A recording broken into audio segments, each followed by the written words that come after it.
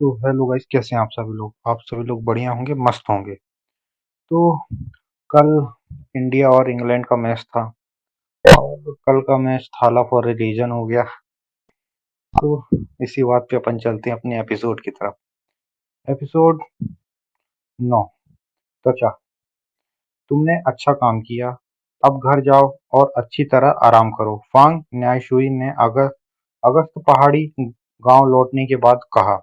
यशवीर ने आश्चर्य से पूछा, आप बॉस फांग?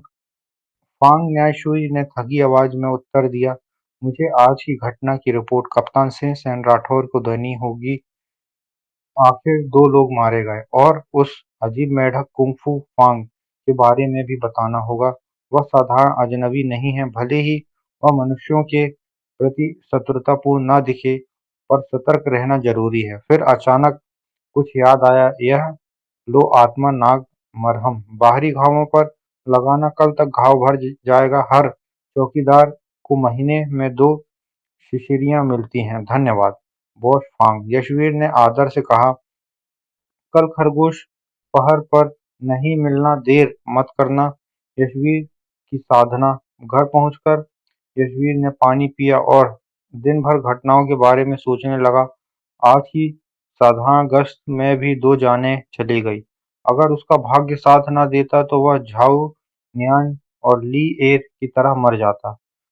उसे याद आया, मैंने कई अजनबियों को मारा, पता नहीं कितनी ड्रैगन सर्प रूहें जागृत हुई होंगी। उसने अनोम सूत्र निकाला, उस पर 13 धूसर रूनें चमक रही थी। साथ ही 2 चांदी की रूनें भी थी, जिन्हें गहरी देवी आभा निकल रही थी।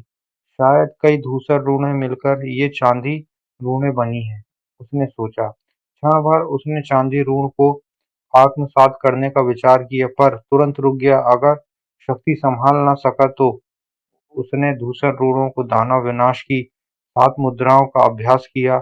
कुछ ही चक्रों में उसका शरीर और अधिक शक्तिशाली हो गया। मुझे मजबूत होना है, पर राक्षस नहीं बनना है, उसने स्वयं को से कहा। अगली सुबह सुबह भोजन करके वह गांव के द्वार पहुंचा। फांग न्यायशुई पहले से प्रतीक्षा कर रहा था। तुम्हारे लिए एक उपहार है। थैले में शस्त्र विद्या ग्रंथ था, 5 बाघ द्वार भेजन कृपाण। मेरे लिए? फांग न्यायशुई मुस्कुराया। तुम अब देहताप के प्रारंभिक स्तर पर पहुंच चुके हो। कप्तान सिंह सेन राठौर ने कहा कि तुम्हारी युद्ध शक्ति बढ़नी चाहिए। यशवीर प्रसन्न हो उठा। रात्रि पहरेदारों का शोक। तभी रात्रि पहरेदारों का दल लौटा। उसने चेहरे पर उदासी थी। फांग न्यायशूई ने पूछा, क्या हुआ? एक व्यक्ति ने भारी स्वर में उत्तर दिया, कल रात युगल प्रसाद तृतीय और उसके 2 साथी नाइट आउल के हमले में मारे गए। उनके शव भी नहीं मिले। वातावरण शोक से भर गया। भयावह घटना। त्वचा। गश्त के दौरान अचानक एक किसान की चीख गूंजी। वे दौड़े। किसान आतंकित अवस्था में उनकी ओर भाग रहा था। तभी उसके माथे पर अदृश्य धागा उभरा और उसकी त्वचा ढीली होने लगी। रुको! फांग न्यायशुई चिल्लाया। कुछ देर बाद देर हो चुकी थी।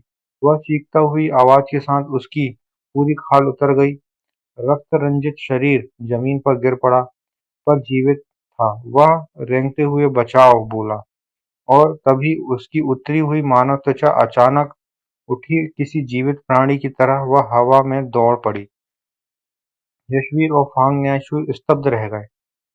एक नई भयावह सत्ता उसके सामने प्रकट हो चुकी थी। एपिसोड 10। क्यों? तुम अंदाजा लगाओ। धड़ाम!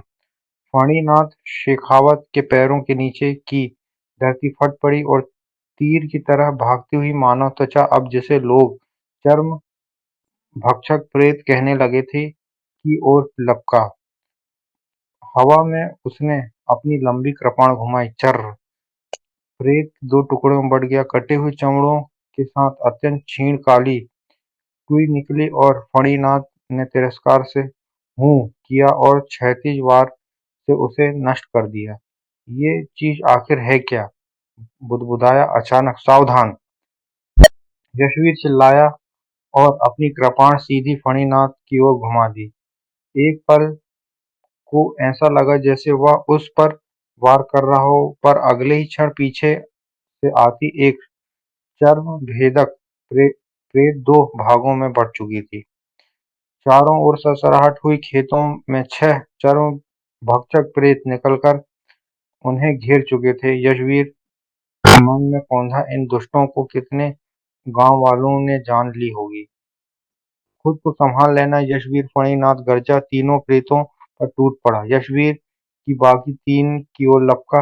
पहले 2 प्रेत उसकी एक-एक वार में नष्ट हो गए, पर तीसरा उसके पीछे आ गया और भयंकर प्रहार किया। धड़ाम! उसके कंधे पर भारी आघात पड़ा, हड्डियां चरमराई। मर जा! दर्द सहते हुए यशवीर ने पलटवार किया और तीसरा प्रेत भी नष्ट हो गया। तभी यशवीर, सावधान! एक और चर्म भक्षक प्रेत सामने तैर गया। उसने सिर घुमाया, प्राण रक्षक प्रयास किया और अगला बार उसी कंधे और कोहनी और अस्वाभाविक कोण पर मोड़ गया। वह लुढ़कते हुए उठा और भी काट गिराया। दूर से फणिनाथ की आवाज आई, ठीक हो, मैं मदद करने आ रहा हूँ। यशवीर 2 कदम पीछे हट गया और ठंडी हंसी हंसा, मदद नहीं, तुम मुझे मारने आ रहे हो। हरिनाथ ठिठक गया, क्या तुम्हारा दिमाग फिर गया है? यशवीर में आंखें कठोर हो गई। नाटक छोड़ो, तुम विक्रम सिंह ने मुझे मारने भेजा है ना? कुछ क्षण बाद फणिनाथ का चेहरा बदल गया। हम तुम उतने मूर्ख नहीं हो जितने दिखते हो। कैसे जाना? यशवीर ने एक कारण गिनाया। कल अभियान में संदिग्ध निगाहें। तुम नरेश कुमार को प्रतिध्वनि क्रमी ने नियंत्रित किया, तब सहायता न करना। लौटते समय उसकी पीठ पर जलती दृष्टि और हत्या की मंशा, और अभी एक प्रेत को जानबूझकर छोड़ देना। तभी अनुभवी शिकारी होकर तुमने ऐसी भूल, यह तो ज्यादा ही हो गया। फणिनाथ ने ताली बजाई, शानदार विश्लेषण। फिर बोला, अगर शक था तो मुझे क्यों बचाया? यशवीर मुस्कुराया, क्योंकि मैं निश्चित नहीं था और मैं मरना नहीं चाहता था कि दुनिया में अच्छे लोग अधिक नहीं हैं, पर मैं गलत था। फणिनाथ ने लंबी सांस ली, अगर तुम अपना रहस्य बता दो तो मैं तुम्हें छोड़ सकता हूँ। रहस्य? फणिनाथ मुस्कुराया, तुम केवल प्रारंभिक देह तप साधक नहीं हो, तुम मध्य स्तर के साधक हो। यशवीर शांत रहा। फणिनाथ ने तर्क दिया, रक्त व्यापी दशनुई ने से बच निकला। चर्म भक्षक प्रेतों से अकेले हराना, एक रात में पूर्ण स्वस्थ हो जाना, 7-8 दिन में इतनी प्रगति, कोई औषधि या गुप्त साधना या कोई रहस्यमयी वस्तु? यशवीर हंसा, अच्छा अंदाजा लगाते हो, क्यों न तुम ही बताओ? फणिनाथ ने की आंखें में लालच चमक उठा, निश्चय ही कोई रहस्यमयी वस्तु, वही तुम्हारी शक्ति छिपाए रखती है। दे दो तो जान बख्श दूं। कभी नहीं। क्यों? क्योंकि तुमने मुझे छोड़ने का कभी नहीं इरादा किया। अगर सच में सौदा करना होता तो उस प्रेत को मेरे सिर पर वार करने न देते। फणिनाथ की आवाज ठंडी हो गई, अफसोस, अब तुम्हें जीवित नहीं छोड़ सकते, चाहे विक्रम सिंह अपना आदेश बदल भी दे।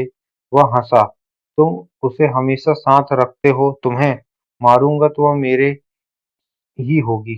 ना भी मिले तो तुम्हारा घर छोटा है, खोदकर निकाल ही लूंगा। यह मेरा सुनहरा अवसर है।